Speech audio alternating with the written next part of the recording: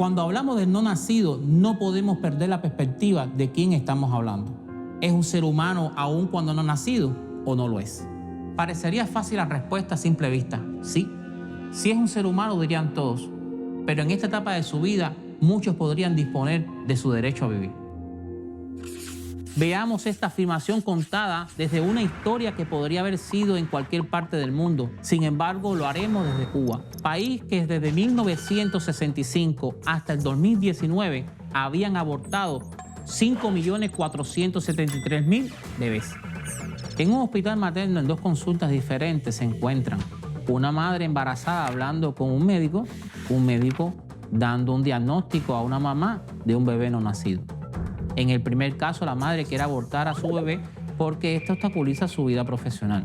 En el segundo caso, el médico habla con la madre de que su hijo viene con bajo peso y es mejor abortar al bebé, asegurando que no va a vivir. En ambos casos deciden abortar al no nacido, sin pensar que es un ser humano y que deben proteger su derecho a vivir. El aborto hace del no nacido un ser humano de menos categoría, un ser humano menos digno.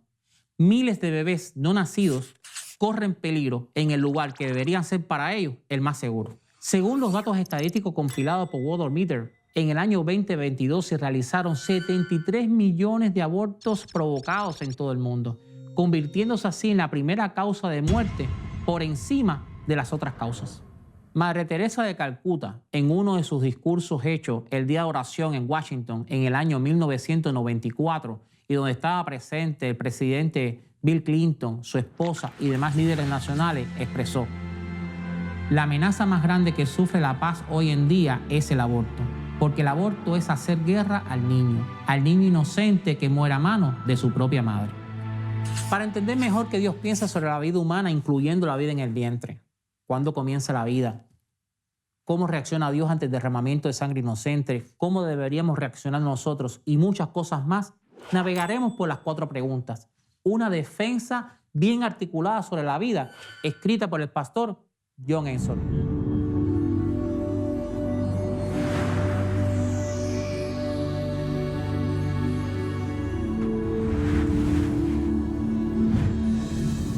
Entonces Dios dijo: hagamos a los seres humanos a nuestra imagen, para que sean como nosotros.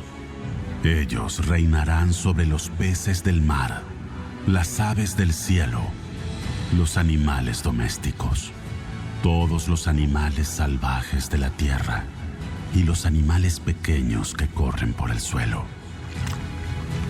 Así que Dios creó a los seres humanos a su propia imagen. A imagen de Dios los creó, hombre y mujer los creó. Luego, Dios los bendijo con las siguientes palabras: sean fructíferos y multiplíquense. Llenen la tierra y gobiernen sobre ella. Reinen sobre los peces del mar, las aves del cielo y todos los animales que corren por el suelo. Es bueno señalar que cuando Dios declara estas palabras, se las está diciendo a la humanidad. En esas frases se encuentran los principios y valores que establecen la naturaleza del ser humano y su misión. Dios hace responsable al hombre de respetar a todo ser humano por lo antes narrado.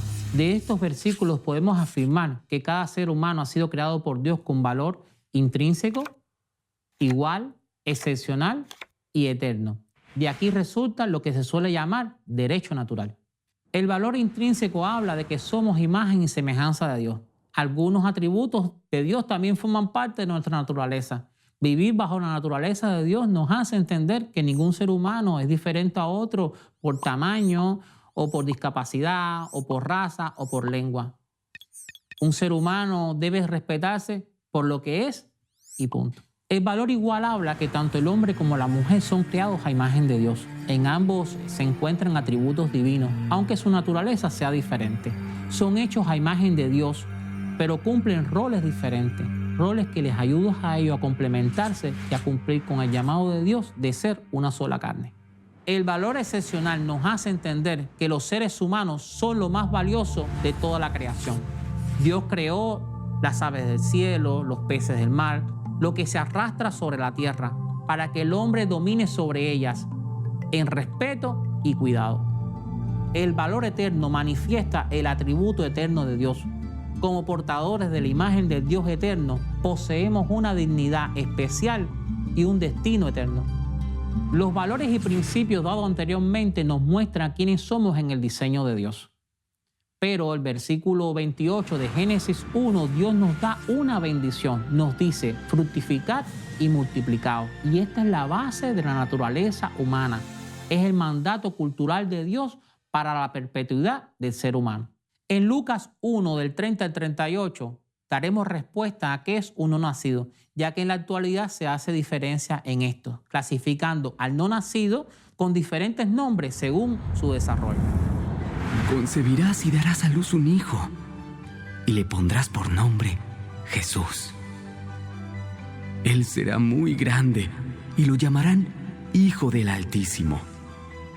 El Señor Dios le dará el trono de su antepasado David, y reinará sobre Israel para siempre. Su reino no tendrá fin. Pero, ¿cómo podrá suceder esto? Soy virgen. El Espíritu Santo vendrá sobre ti, y el poder del Altísimo te cubrirá con su sombra. Por lo tanto, el bebé que nacerá será santo, y será llamado Hijo de Dios. Además, tu parienta Elizabeth quedó embarazada en su vejez. Antes la gente decía que ella era estéril, pero ha concebido un hijo y ya está en su 6º mes de embarazo. Pues la palabra de Dios nunca dejará de cumplirse. Soy la sierva del Señor. Que se cumpla todo lo que has dicho acerca de mí. Y el ángel la dejó. Nombres tales como cigoto, embrión o feto pudieran usarse para deshumanizar al no nacido. Sin embargo, en el verso 31, en la voz del ángel expresa, concebirás y darás a luz un hijo. Tanto en el griego como en el hebreo era entendible que en el interior de una madre lo que había era un niño en desarrollo. La palabra griega niño, brephos, es la misma en Lucas 1:44 y en Lucas 2:12. Lucas 1:44 se refiere a un niño que todavía no había nacido. Lucas 2:12 se refiere a un niño recién nacido. Desde el punto de vista bíblico, un niño es un niño sin importar su tamaño, el lugar de donde se encuentre, nivel de madurez o grado de dependencia. Pocos días después, María fue deprisa a la zona montañosa de Judea, al pueblo donde vivía Zacarías. Entró en la casa y saludó a Elizabeth. Al escuchar el saludo de María, el bebé de Elizabeth saltó en su vientre y Elizabeth se llenó del Espíritu Santo. Elizabeth dio un grito de alegría y le exclamó a María: Dios te ha bendecido más que a todas las mujeres, y tu hijo es bendito. ¿Por qué tengo este honor? Que la madre de mi Señor venga a visitarme. Cuando escuché tu saludo, el bebé saltó de alegría en mi vientre. En esta porción del Evangelio que se encuentra en Lucas 1, del 39 al 44, vamos a dar respuesta de cuándo comienza la vida humana. Sin embargo, antes de responder, me gustaría reflexionar sobre un detalle. ¿Cuándo María quedó embarazada? Según el Evangelio, en Lucas 1:35, el ángel, refiriéndose a María, le dice: el Espíritu Santo vendrá sobre ti, dando referencia que en ese momento no iba a quedar embarazada, sino que quedaría tiempo después. ¿Cuánto tiempo después? Aunque no es una clase de geografía, me gustaría analizar el viaje apresurado de María a casa de su prima Elizabeth y qué tiempo se demoró ella de ir de un lado a otro. María estaba en Nazaret cuando el ángel le dio el mensaje de Dios y Elizabeth se encontraba al sur, en algún lugar de las montañas de Judá, cerca de Jerusalén, donde Zacarías oficiaba el servicio en el templo. Según podemos creer, María debió tomar un camino al este, bordeando el río Jordán, de aproximadamente 150 kilómetros hasta su destino. Con poco descanso le pudo llevar de 5 a 7 días. Ella podía llegar de forma más rápida al encuentro con Elizabeth, su prima, pero la ruta que debía tomar pasaba por territorio samaritano. Y como sabemos, judío y samaritano no se llevaban. Ahora bien, ¿qué les parece retomar esta explicación en las conclusiones? Después de caminar todos estos kilómetros, la joven María se encuentra con su prima Elizabeth para celebrar su embarazo, sin saber que de este encuentro se revelaría que ella estaba embarazada del Espíritu Santo. El encuentro de María con Elizabeth provocó que el bebé de Elizabeth se exaltara de alegría de forma extraordinaria, se llenara Elizabeth del Espíritu Santo, que Elizabeth profetizara sobre María y sobre su bebé. Si retomamos el mapa, podemos darnos cuenta que a María le llevó unos 7 días llegar a las montañas de Judá. Pero la pregunta que tenemos que hacernos es la siguiente: ¿qué tamaño tenía Jesús cuando manifestó su poder y autoridad? Claro, solo tenía unos días de haber sido concebido. Por lo tanto, era una célula en desarrollo. Jesús no tenía todavía una forma humana, pero aún en su mínima expresión ya era Dios y Señor. Esta historia nos deja claro cuándo comienza la vida de todo ser humano y que aún en los primeros días de gestación del no nacido, ya ese bebé está haciendo historia. La vida comienza en el momento de la concepción.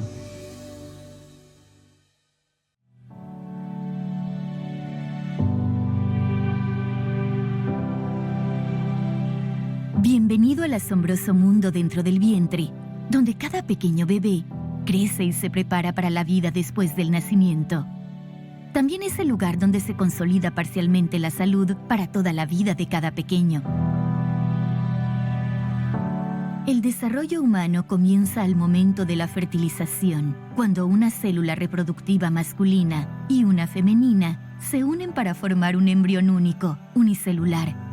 Aproximadamente a las 24 horas, el embrión unicelular se divide en 2 células, luego en 4 células y así sucesivamente. Esto inicia la increíble transformación de un embrión unicelular hasta convertirse en un precioso recién nacido.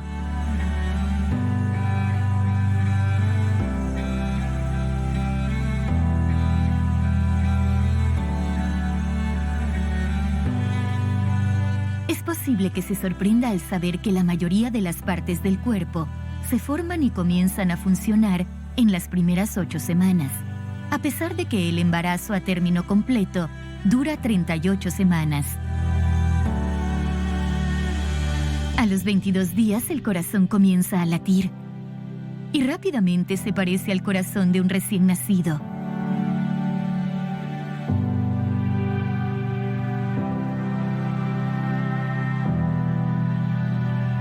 A las 4 semanas, la bebé está rodeada por una bolsa llena de líquido y su corazón bombea nutrientes a todo su cuerpo. Aquí puede ver su corazón latiendo en cámara lenta, solo 4,5 semanas después de la fertilización. Ve cómo su corazón cambia de color cuando la sangre entra y sale de sus cámaras con cada latido. A las 6 semanas, el bebé comienza a moverse y se apartará si se le toca suavemente en la cara. Se han registrado ondas cerebrales desde las 6 semanas y 2 días. A las 7 semanas, el bebé comienza a girar la cabeza y a mover las manos.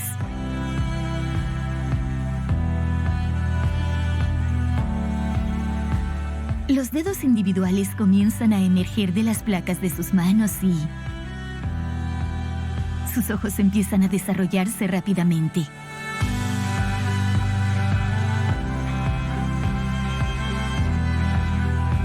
También se observan los movimientos de las piernas, junto con la respuesta al sobresalto. El corazón de la bebé con 4 cavidades cardíacas ahora está casi completo y continúa su actividad de mantenimiento de la vida, descansando solo brevemente entre cada latido. A las 7,5 semanas, los dedos del bebé están separados. Sus manos comienzan a tocarse en la línea media, como también lo hacen sus pies. Aquí se puede ver su hermoso ojo derecho, rodeado de sus nuevos párpados.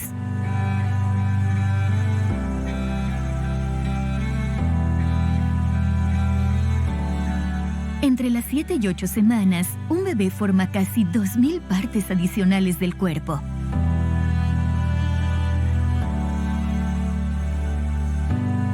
8 semanas, el cerebro de un bebé es tan complejo que partes de él se parecen mucho al cerebro de un recién nacido.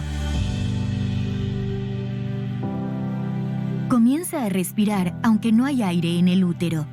Incluso a esta temprana edad, la mayoría de los bebés eligen usar su mano derecha o izquierda igual que usted.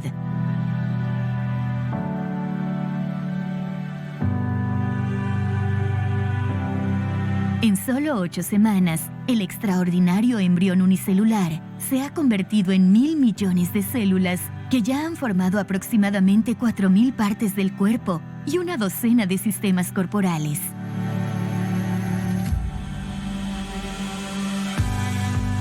A las 9 semanas, el bebé comienza a chuparse el pulgar, tragar, suspirar y estirarse.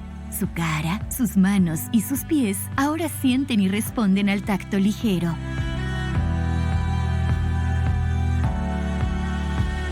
A las 9:30 semanas comienza a bostezar. A las 10 semanas practica movimientos para caminar y sus huellas digitales comienzan a formarse. A las 11 semanas, la boca y los labios están completamente formados.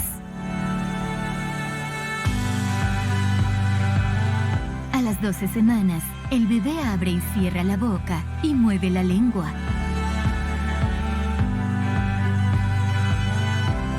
Sus manos están completamente formadas.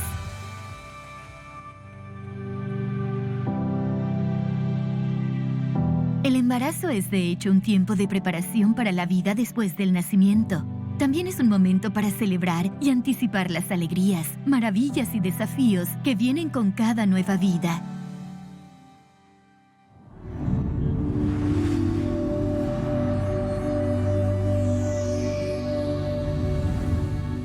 Desde el principio, Dios protege a lo que más ama de la creación, y esa es a la humanidad.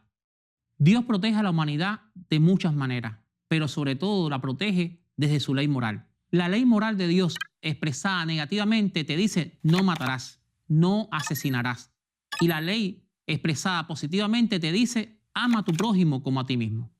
La ley en negativo te prohíbe hacer cosas dañinas, realizar cosas malas.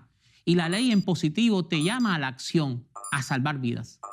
Después de haber explicado esto, estamos en condiciones de analizar Génesis 4 del 8 al 11 y dar respuesta a la pregunta: ¿cómo reacciona Dios ante el derramamiento de sangre inocente? Cierto día, Caín dijo a su hermano: salgamos al campo. Mientras estaban en el campo, Caín atacó a su hermano Abel y lo mató. Luego, el Señor le preguntó a Caín: ¿dónde está tu hermano? ¿Dónde está Abel? No lo sé. ¿Acaso soy yo el guardián de mi hermano? Pero el Señor le dijo: ¿qué has hecho? Escucha. La sangre de tu hermano clama a mí desde la tierra. Ahora eres maldito y serás expulsado de la tierra que se ha tragado la sangre de tu hermano. Los versos leídos anteriormente nos permiten ver la violación de las leyes morales, tanto la que nos manda a no matar como la que nos manda a proteger al prójimo. Esta ley moral todavía no se había escrito, pero sí estaba en la conciencia de cada ser humano como hasta hoy. La narración nos deja claro la intención de Caín de matar a su hermano Abel. Él lo saca de su casa y Abel confía en su hermano Caín. Él nunca pensó que lo despojaría de su vida. El diálogo de Dios con Caín, después de haber matado a su hermano Abel, nace de una pregunta: ¿dónde está tu hermano? Ya no era la voz de un padre que educa, sino la de un juez que vela por el cumplimiento de la ley. La respuesta de Caín: no sé, ¿soy yo acaso guarda de mi hermano?, devela la ley moral antes expresada y su quebrantamiento. Caín sí era guarda de su hermano. ¿Qué has hecho, Caín? La sangre de tu hermano clama a mí desde la tierra, expresa el sentir de un padre. Y maldito serás desde la tierra, expresa la condena de un juez. La maldición a Caín nos demuestra cuánto dolor y angustia nos puede generar el derramamiento de sangre inocente. Cuando estés en la tierra que el Señor tu Dios te da, podría ocurrir que alguien encontrara en el campo a una persona asesinada y no se supiera quién la mató. En un caso así, los ancianos y los jueces tendrán que medir la distancia que hay desde el lugar del crimen hasta las ciudades cercanas. Una vez que hayan determinado cuál es la ciudad más cercana, los ancianos de esa ciudad tendrán que elegir una novilla de la manada que nunca haya sido entrenada para el arado ni usado el yugo. La llevarán hasta un valle que no haya sido arado ni cultivado y que tenga un arroyo donde siempre fluye el agua. Allí en el valle le quebrarán el cuello a la novilla. Después se acercarán los sacerdotes levitas, pues el Señor tu Dios los ha elegido para que sirvan delante de Él y pronuncien bendiciones en el nombre del Señor. Ellos son los responsables de resolver todos los casos legales y criminales. Los ancianos del pueblo tendrán que lavarse las manos sobre la novilla a la cual le quebraron el cuello. Luego dirán: nuestras manos no derramaron la sangre de esta persona, ni vimos cómo sucedió. Oh Señor, perdona a tu pueblo Israel, al cual has redimido. No culpes a tu pueblo de asesinar a un inocente. Así quedarán absueltos de la culpa por la sangre de esa persona. Si sigues estas instrucciones, harás lo correcto a los ojos del Señor y purificarás a tu comunidad de la culpa por homicidio.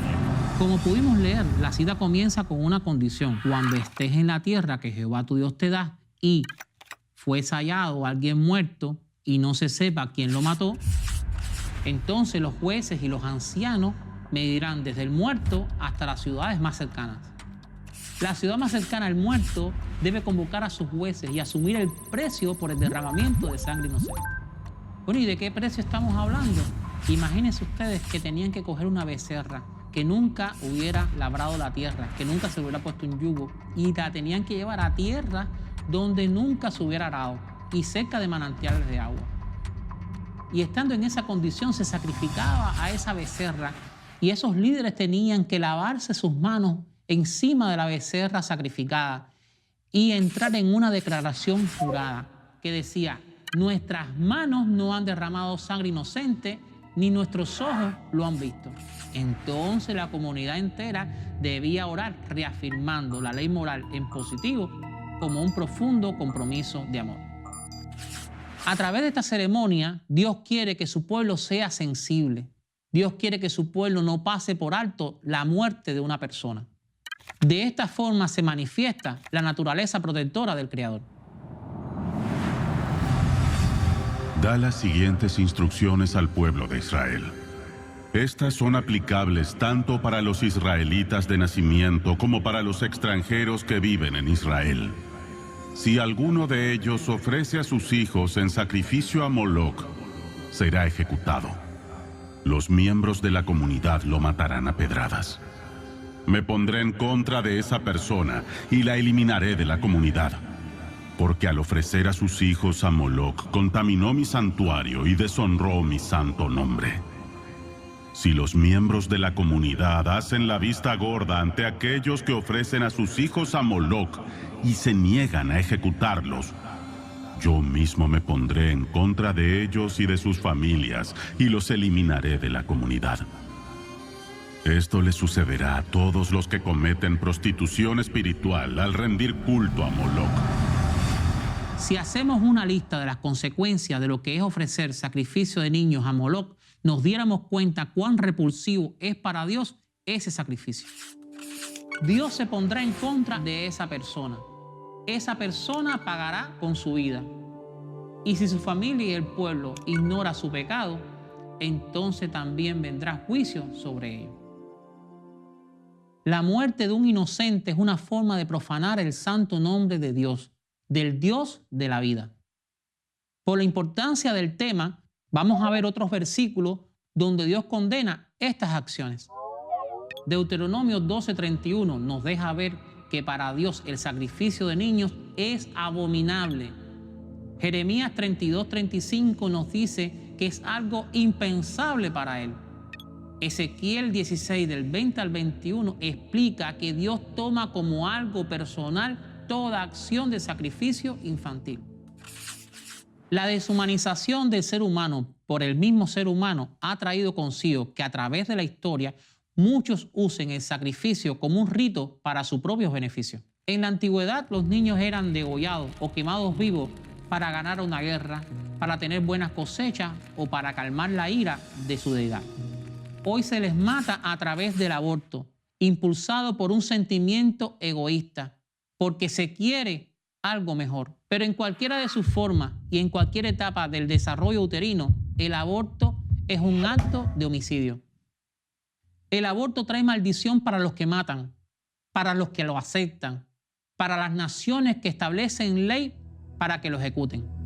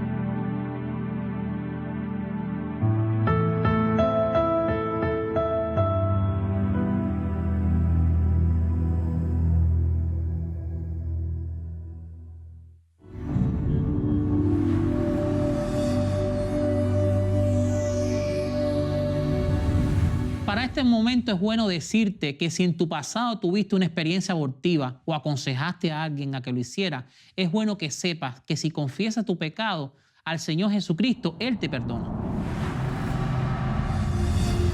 ¡Oh, qué alegría para aquellos a quienes se les perdona la desobediencia, a quienes se les cubre su pecado! ¡Sí, qué alegría para aquellos a quienes el Señor les borró la culpa de su cuenta! Los que llevan una vida de total transparencia. Mientras me negué a confesar mi pecado, mi cuerpo se consumió y gemía todo el día. Día y noche tu mano de disciplina pesaba sobre mí. Mi fuerza se evaporó como agua al calor del verano. Finalmente, te confesé todos mis pecados y ya no intenté ocultar mi culpa. Me dije, le confesaré mis rebeliones al Señor y tú me perdonaste. Toda mi culpa desapareció. El cuerpo de una madre en gestación se prepara para tener un bebé. Por lo tanto, el aborto casi siempre trae consecuencias físicas y espirituales. Los traumas posaborto son muchos y uno muy recurrente es un sentir de culpa, un sentir por haber hecho algo incorrecto, algo que Dios desaprueba. El Salmo 32 del 1 al 5 nos muestra cómo se sentía David al ocultar el pecado de adulterio con Betsabé y el derramamiento de sangre inocente con Uría al asesinarlo. David tardó en confesar su pecado, por lo cual 1, se envejecían sus huesos por su angustia. Y 2, sentía en su conciencia que Dios lo demandaba por sus acciones. La lectura de Isaías 53, de 4 al 6, nos aporta las bases para el perdón de nuestros pecados. Confesar el pecado y sentir el perdón de Dios hace que nuestra alma se sienta libre, nos hace ser felices. Jesús es el antídoto para tu pecado. No importa en cuánto lodo te hayas revolcado, en Él tenemos redención de pecado. Bajo el sistema antiguo, la sangre de cabras y toros y las cenizas de una novilla podían limpiar el cuerpo de las personas que estaban ceremonialmente impuras. Imagínense cuánto más la sangre de Cristo nos purificará la conciencia de acciones pecaminosas para que adoremos al Dios viviente. Pues por el poder del Espíritu Eterno, Cristo se ofreció a sí mismo a Dios como sacrificio perfecto por nuestros pecados. En los minutos siguientes escucharemos el testimonio de Ginny Pernia, en lo que podríamos considerar un evento de arrepentimiento, perdón y liberación. Con 19 años, necesitando trabajar, contesté un anuncio del periódico donde buscaban una recepcionista en la clínica de la mujer. Yo no sabía que era un negocio de abortos. Estaba ubicada en una esquina de mucho tráfico en Kendall. Meses después conseguí que mi madre comenzara a trabajar en el mismo lugar. Enseguida vio que aquel era un negocio muy lucrativo y decidimos abrir uno igual en Hialeah. Las mujeres llegaban a nuestra clínica solo para hacerse una prueba de embarazo. Si daba positiva, nuestras empleadas les aconsejaban abortarlo. Los doctores nos entrenaban para aconsejar a las mujeres a abortar, aun cuando no había evidencias de que estuviesen embarazadas. Estábamos ganando mucho dinero manejando un matadero, un lugar donde se ejecutaban criaturas no nacidas. En aquel lugar no solo fui testigo del trauma que experimentaban las mujeres después de abortar, sino que yo misma lo experimenté con mi propio aborto. Pues aunque amé a mi hijo desde que supe que estaba embarazada, su papá insistió en que lo abortara y yo, ante tanta presión, lo hice. Así fue como me convertí en una más del incontable número de corazones rotos que entraban en nuestro negocio. Luego, comencé a experimentar la necesidad urgente de reemplazar al hijo que aborté. Y en solo unas semanas volví a quedar embarazada, pero esta vez decidí mantenerlo en secreto. Cuando el padre se enteró, me dejó. Un día entró a nuestra clínica una joven llamada Evelyn. Ella venía con una amiga que quería abortar para persuadirla de no hacerlo. Le hicimos una prueba de embarazo y resultó ser positiva. Yo me quedé impactada con su felicidad. Sin embargo, ella percibió mi lucha interior y compartió conmigo la esperanza que ofrece el Evangelio. Me gustó mucho la historia, pero yo no estaba lista. Pero eso sí, la semilla de redención quedó plantada en mi corazón. Nuestro negocio de abortos llegó a su fin después del nacimiento de mi hija. Mi vida también dio un cambio brusco. Sentía mucha ira y mucho sufrimiento. Era madre soltera, estaba ahogada financieramente y luchaba contra una profunda depresión. En medio de esa angustia conocí a mi esposo Alberto y me casé con él. Tiempo después, y ante una profunda crisis familiar que involucró a mi madre y a mi esposo, conocí a Carmen. Ella me vio y enseguida notó mi angustia. Con mi permiso fue a orar por mí a mi casa junto a otros cristianos. Ahí comencé a caminar con el Señor y el Espíritu Santo comenzó a mostrarme su gracia redentora. Años después, mi esposo y yo comenzamos a congregarnos en una iglesia de Miami Lakes, pero mi vida pasada seguía en la oscuridad. Un domingo de enero de 2005, el pastor John Ensor llegó a predicar a nuestra iglesia. Ese día mi amiga Cindy se dirigió al púlpito. Vi sus manos temblar al sostener el micrófono y con gran valor y voz temblorosa la escuché compartir ante toda la congregación la historia de su decisión de abortar a su hijo y cuánto lo lamentaba. Su dolor se hacía mayor ya que no había podido tener hijos. Yo pensaba, ¿cómo es posible que ella esté aquí compartiendo algo tan privado en un salón lleno de extraños? Pero a medida que la escuchaba entendí que no había lugar mejor para tal confesión. Cuando terminó, el pastor Ensor nos habló acerca del valor que Dios le concede a la vida de todos los humanos, nacidos o aún no nacidos. Y utilizando el testimonio de Cindy, mostró que el aborto acaba con la vida de un bebé inocente y destruye la vida de la mujer. Al finalizar el servicio me acerqué a él. Él dice haber quedado impactado al escuchar aquellas palabras que con dolor salieron de mi boca. Yo comencé esto, ahora déjeme ayudar a terminarlo.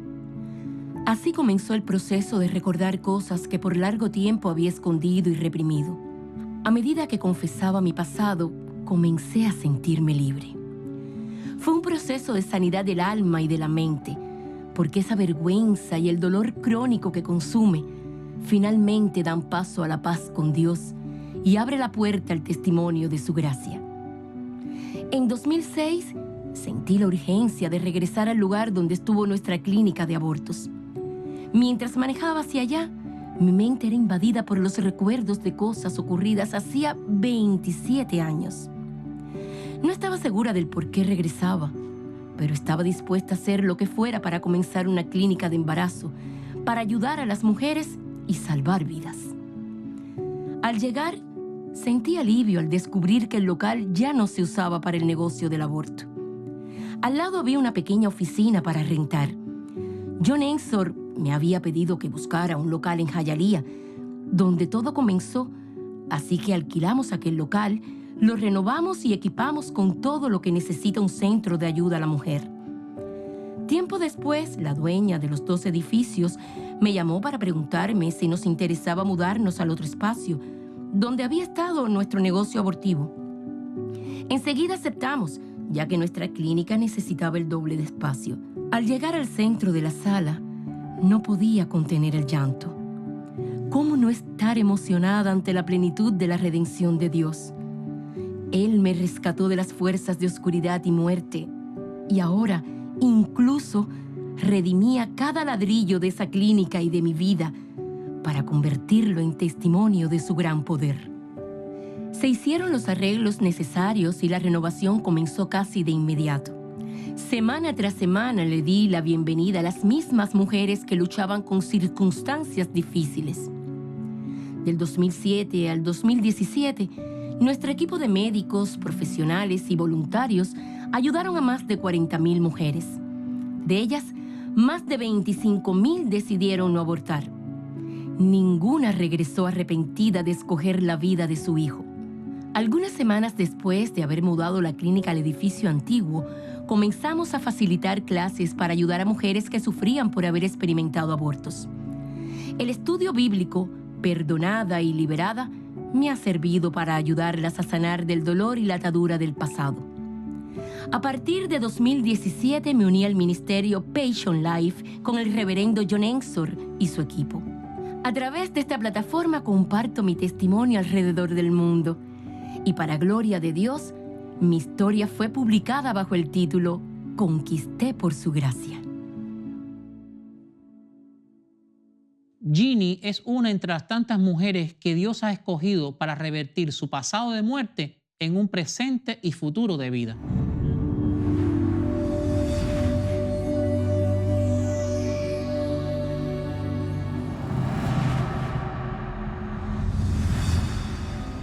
Si fallas bajo presión, tu fuerza es escasa. Rescata a los que están injustamente condenados a morir. Sálvalos mientras van tambaleando hacia su muerte. No te excuses diciendo, no lo sabíamos. Pues Dios conoce cada corazón y Él te ve. El que cuida tu alma sabe bien que tú sabías. Él pagará a cada uno según merecen sus acciones. La ética de la Biblia con respecto a la vida humana de los inocentes puede ser sintetizada en una palabra: librar. Rescatar al inocente es la regla de oro en acción. En este pasaje podemos ver una vez más la ley moral expresada en positivo y en negativo. En él se trata de corregir un instinto del ser humano que dice no me voy a buscar problemas, aludiendo que en eventos como el aborto uno no debe involucrarse. Es un problema personal. Dios no pasará por alto la muerte de un inocente. Por lo tanto, Él pagará conforme a nuestras acciones. Un ejemplo de rescate y de la ley moral en acción la podemos encontrar en la historia de Lucas 10, del 25 al 37. La historia aquí contada nos enseña cómo rescatar. Es un prototipo directo, práctico, de intervención personal que requiere tiempo y dinero, pero salva vidas y glorifica a Dios. Sigamos el ejemplo del samaritano. Otro ejemplo que deberíamos consultar es la historia de las parteras de las hebreas que se encuentra en Éxodo 1 del 15 al 22. Ellas prefirieron obedecer a Dios y no al faraón, preservando así la vida de los niños a costa de su propia vida. Esto agradó a Dios y le hizo mucho bien, prosperando sus vidas y la de su familia. Ahora veremos cómo el equipo de Passion Life ha impactado a las naciones con su trabajo. El 97% del trabajo pro vida mundial, me refiero a ministros, financiación y organizaciones pro vida, entre otros, se realiza en los Estados Unidos, a pesar de que su tasa de abortos en el año es de 3%, bien baja si se compara con la de otros países. Esto nos llevó a preguntarnos, ¿dónde está la mayor necesidad? ¿Dónde están las tasas de aborto más altas en todo el mundo? ¿Cuáles son los lugares más difíciles para ir y comenzar obras pro vida? Entonces comenzamos a centrar la energía en Passion Life, en lugares del mundo con tasas de aborto mayores que las de Estados Unidos. En el año 2011, John Erson y su esposa Kristen comenzaron a viajar a China para visitar a su hija, quien era misionera de plantación de iglesias a largo plazo allí. Durante su estancia en ese país, se dieron cuenta de lo grande que era el problema del aborto y comenzaron a realizar múltiples viajes al año para enseñar las 4 preguntas en las iglesias clandestinas que funcionaban en las casas. Allí los conocí en China en el año 2012 y pronto comenzamos a trabajar en Cuba y Vietnam. Al igual que en los Estados Unidos, el principal obstáculo para el crecimiento del movimiento pro vida en prácticamente cualquier país son los pastores, que no ven el aborto como un problema que deba abordarse en la iglesia. Muchos no entienden que necesitan capacitación pro vida y generalmente se sienten abrumados o actúan como si su gente no abortara o no lo hubiera hecho, o como si el aborto fuera un tema secundario en el Evangelio. Pero también son muchos los pastores usados por Dios para abrir nuevas puertas que salvan vidas. Estos casi siempre se sorprenden de lo práctico y aplicable que es el entrenamiento de las 4 preguntas, y muchos se sienten envalentonados por el Espíritu Santo para liderar y sin miedo y de manera persuasiva en el área de la vida. Nos es frecuente escuchar testimonios de mujeres que se sienten solas y temerosas en sus embarazos, quienes luego dan gloria a Dios porque la iglesia no solo las ayudó a conservar su bebé, sino que también atendió sus necesidades espirituales en la persona de Jesucristo. Nuestro trabajo en Cuba comenzó en el año 2016 y hemos visto cómo ha ido cambiando la demografía del país. Las comunidades locales están viendo menos abortos, más bebés y más personas que conocen a Cristo. El mensaje pro vida se difunde a escala nacional para que la tasa de aborto no solo disminuya, sino que la nación y la iglesia cambien para siempre gracias a su postura a favor de la vida. Desde el año 2011, Passion Life se ha expandido a 36 países. Oramos para que Dios nos traiga más socios en el trabajo en más países, para que el reino de Dios se extienda rápidamente en las zonas más duras del planeta. Extraordinario, ¿verdad? Este viaje gráfico lo comenzamos con Cuba en la pregunta número 1, con cifras alarmantes de abortos voluntarios, trayendo como resultado que el envejecimiento poblacional en Cuba sea irreversible y por consiguiente cada día tengamos menos personas con capacidad laboral. El aborto legal es una forma de suicidio nacional. Sin embargo, me gustaría terminar este video desde la fe del que cree que para Dios todo es posible. La historia que les traigo muestra el impacto que puede traer el trabajo de rescate en una comunidad pequeña en el oriente de Cuba. Pasión Vida es la semillita de vida que se sembró en Cuba. Desde que llegaron acá con el mensaje de salvación para rescatar a los débiles, para rescatar a esos bebés, a las mamás, a la familia, ha sido un impacto muy grande. En noviembre de 2016 llega Passion Life al poblado de Playa Siboney junto a otros hermanos de organizaciones a favor de la vida. Ellos, mediante la formulación de las 4 preguntas, nos hicieron reflexionar sobre el valor excepcional de la vida humana y nos dieron la visión de cómo podíamos detener el derramamiento de sangre inocente, ya que nuestro país tiene un elevado índice de abortos. A partir de ese encuentro nació en nuestros corazones la necesidad de crear en nuestra comunidad un equipo de trabajo a favor de la vida enfocado en apoyar, educar, fortalecer a la mujer embarazada en crisis y a hombres y mujeres afectados por el aborto a través de un mensaje de esperanza, vida y salvación con la guía y dirección de nuestro Señor Jesucristo. Desde que comenzó nuestro trabajo Provida en Playa Siboney, hemos podido apreciar que el mensaje del Evangelio de la vida ha tenido efectos positivos dentro de nuestra población, ya que el número de abortos se ha reducido considerablemente, de 22 en 2016 a 0 en lo que va de 2024, para un total de 38 bebés rescatados.